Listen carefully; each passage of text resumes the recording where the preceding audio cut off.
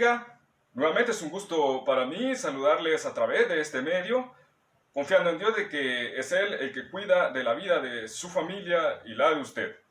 Sean bienvenidas y bienvenidos a esta nueva clase y le animo a que se esfuerce, así es de que ahí donde usted se encuentre del otro lado de su receptor, tenga listo su cuaderno y su libro.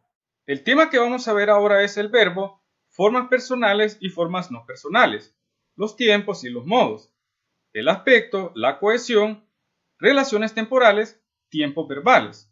Así también vamos a ver la corrección ortográfica de textos, uso de los signos de interrogación y exclamación.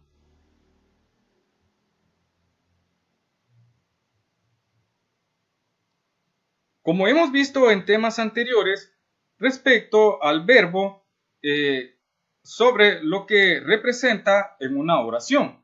Y recapitulando la información, el verbo es una palabra que expresa acción. Desde ese momento, esa es la principal característica del verbo. Así también representa un estado o un proceso.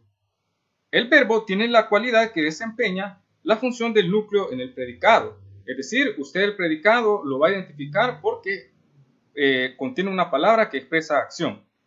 Así también los verbos conjugados se les conoce como personales. Y ya vamos a ver por qué. Y bajo estas premisas podemos encontrar en tres maneras. La persona, la cual indica sobre el que ejecuta la acción que se puede identificar en el verbo. Y esta se puede definir en tres personas. Tenemos primeramente primera, segunda y tercera persona. Ejemplo, yo, tú, él, ella, nosotros y nosotras, y así sucesivamente. Así también tenemos el número. ¿En qué consiste el número? Se refiere a si el sujeto está en singular, es decir, solamente uno, o en plural, es decir, varios. Ejemplo, yo, nosotras o nosotras. El tiempo, el cual expresa el momento en el que se ejecuta la acción del verbo. Pero así también este se puede referir a un tiempo pasado o de carácter futuro.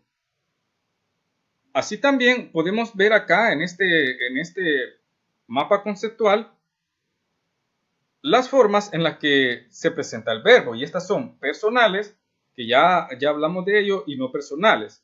Ya vamos a ver en qué consiste las formas no personales.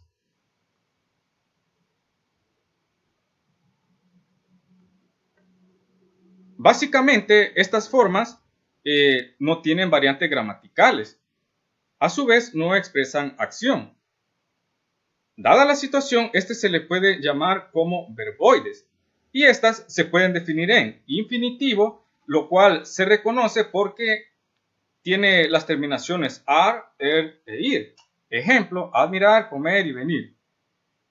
Participio, esto porque básicamente solo se expresa una característica y debido a ello se le puede considerar como un adjetivo. Ejemplo, ciudad destruida. Podemos ver de que el adjetivo es destruida. Así también se utiliza para construir tiempos compuestos y se caracteriza porque están compuestos por el verbo haber. Ejemplo, haber amado. Así también, si este es de carácter regular, verbo regular, tiene las terminaciones ado e ido. Ejemplo, amado, temido, y así sucesivamente, hablando de la parte de verbos irregulares, que más adelante vamos a ver en ello, termina en los sufijos, ahí puede ver los ejemplos. Ejemplo, escrito, impreso, hecho. Por último, tenemos el gerundio, el cual se identifica por las terminaciones ando, endo. Así también tiene la cualidad que modifica el verbo cuando una acción es expresada. Y acá podemos ver el ejemplo. Acá abajo, acá tenemos el ejemplo. Trabaja escuchando música. Ahí puede ver la modificación que este tiene. Verbales. Veamos en qué consisten los tiempos verbales. Estos comprenden todas las formas verbales que se refiere al pasado, presente o futuro. Es decir, cada tiempo verbal consta de 6 formas verbales. Y veamos en qué consiste. Tenemos en primer lugar la forma simple, la cual consta de una palabra, llora, lloraría. Compuestas que, como bien lo dice el concepto, tiene un participio que a su vez se conjuga. Ha llorado, habría llorado, siempre utilizando el mismo ejemplo. Así también informa sobre la actitud que el hablante tiene, y este puede ser en indicativo, que básicamente es cuando se habla sobre acciones que se consideran reales o actuales. Ejemplo, ayer recibí un regalo, yo recibo regalos, mañana recibiré el nuevo computador y así sucesivamente. Tenemos también el subjuntivo, que es cuando se refiere sobre acciones que se consideran posibles, deseables o dudosas. Ejemplo, ojalá venga. Y como pueden observar ahí en el ejemplo, ¿verdad? Efectivamente se está expresando duda. Por último, tenemos el imperativo, que es cuando el sujeto está dando órdenes. Ejemplo, siéntate pronto.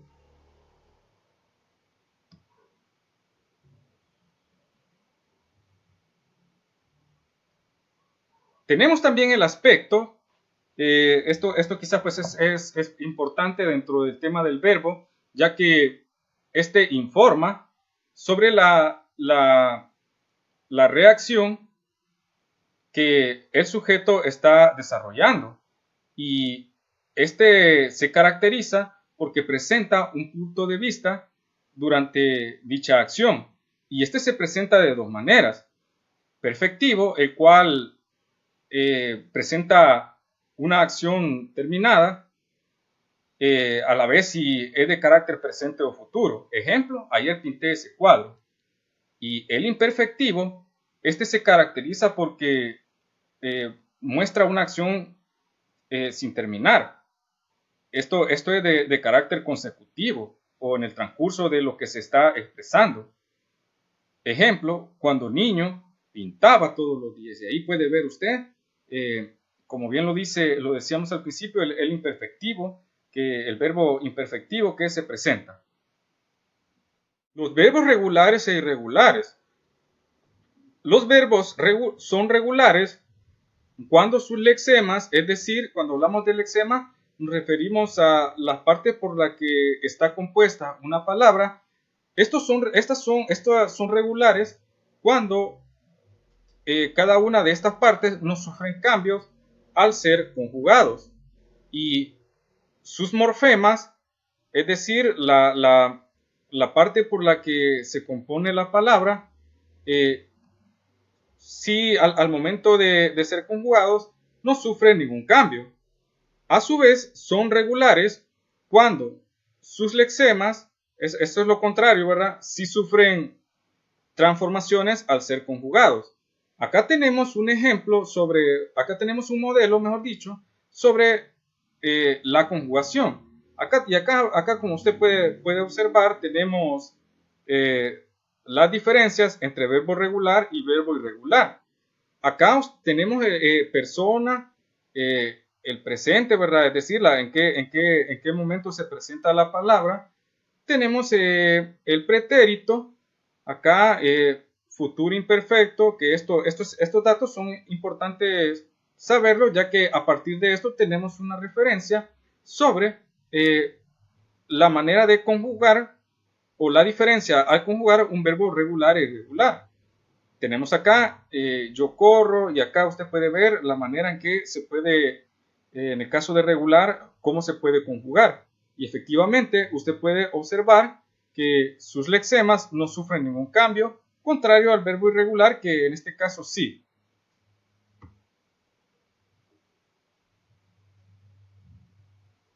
Voz activa y pasiva. Esta parte es quizás una de las menos notorias dentro de la gramática, pero en sí la voz es decir, lo que nosotros emitimos, esto muestra una relación entre el verbo y el sujeto. Así también nos da una referencia sobre quién es el que recibe la acción. Y acá tenemos este ejemplo: Adán cuidaba las ovejas. Tenemos a Adán, que es el sujeto, acá cuidaba, que es el verbo, y tenemos el complemento directo, el cual son las ovejas. Como podemos observar, acá la parte donde recae el verbo es en las ovejas. Y acá tenemos, las ovejas eran cuidadas por Adán. Como usted puede observar, acá hay una modificación, ¿verdad? Empezando porque tenemos un determinante, tenemos dos verbos, y Adán se convierte en un agente. En pocas palabras, la voz activa indica el momento en que el sujeto ejecuta la acción. Y como lo decíamos al principio, como usted puede observar, esta oración, Adán cuidaba las ovejas, está en voz activa, porque se refiere específicamente a Adán. Y la segunda oración está en voz pasiva, ya que el sujeto de la oración, como usted puede observar, no ejecuta la acción, sino que pasa a ser, en este caso las ovejas, pasan a ser el sujeto. Prácticamente, el sujeto que realiza la acción es lo que forma parte del predicado.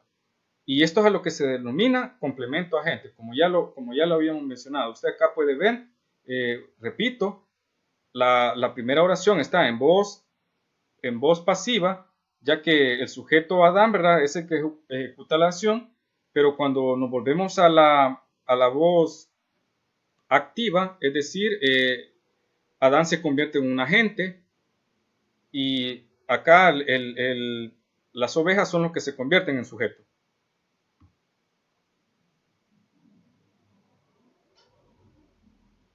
Vamos a ver ahora el tema, los signos de interrogación y exclamación. Los signos de interrogación y exclamación. Estos tienen, como pueden observar acá en los ejemplos, esos son dobles, pero estos tienen la función de expresar el tono que en una lectura o en ciertas circunstancias se presenta dentro de un texto. En el mejor de los casos, al momento que usted está leyendo un texto de manera pública y se presentan estos signos, eso le está dando la pausa que está haciendo una pregunta o está presentando alguna admiración. Y tenemos primeramente los signos de exclamación, el cual estos se caracterizan porque indican emociones, sentimientos o estados de ánimo. Y acá tenemos el ejemplo: que alegre es volver a verte. Tenemos también los signos de interrogación. Acá tenemos, puede observar usted, estos tienen la cualidad que expresan preguntas. Así también están indicando si la oración es interrogativa de un modo directo. Y acá tenemos los ejemplos: quién llamó, cómo estuvo el viaje, y así sucesivamente. Y también tenemos las oraciones interrogativas indirectas, que estas se escriben sin signo, pero tienen la cualidad o tienen el rasgo de que llevan una tilde. Y acá usted puede ver el ejemplo: dime, ¿cuándo será la fiesta? Básicamente, como decíamos al principio, esto es lo que da la pauta sobre lo que se está expresando en un texto. Así también, si la pregunta solo afecta a una parte del enunciado, este signo de interrogación se abre donde empieza la pregunta. Y acá usted lo puede ver, ¿verdad? Esto pues es muy importante tenerlo en cuenta al momento también de redactar. Acá usted tiene el ejemplo: si ya lo sabes, ¿por qué preguntas? Así también, cuando el signo de interrogación se presenta de manera seguida, este tiene normalmente, casi siempre se presenta en un enunciado de manera diferente y se expresa dentro de la mayúscula inicial al momento de escribirlo. Y acá tenemos el ejemplo: ¿dónde vamos? Auxilio, y así sucesivamente. Vamos a pasar ahora a la parte de actividades, donde usted deberá escribir en su cuaderno las oraciones que acá se le presentan. Luego usted va a indicar el modo al tiempo al que pertenece. Como número 2, aclarando, ¿verdad?, que se le proporcionará un texto, el cual se le anexará en la plataforma. Usted deberá descargarlo. Ahí la lectura se llama El sombrero, refugio del alma, donde usted seleccionará un párrafo. Este párrafo usted lo escribirá en su cuaderno, subrayará los verbos que usted ha identificado, a su vez indicará el tiempo, modo, el aspecto verbal, el cual se expresa en este texto. Repito, este texto se le anexará a la plataforma, usted deberá de descargarlo.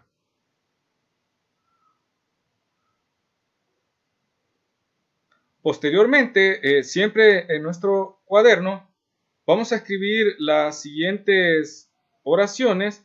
Estas oraciones se encuentran en voz activa y usted deberá de pasarlas a voz pasiva. Usted deberá de convertirlas a voz pasiva. Así también, en su cuaderno usted va a escribir los siguientes verbos. Estos verbos que se encuentran acá, estos verbos son irregulares, y deberá de conjugarlos en su cuaderno. Usted deberá de hacer una tabla similar a la que vimos.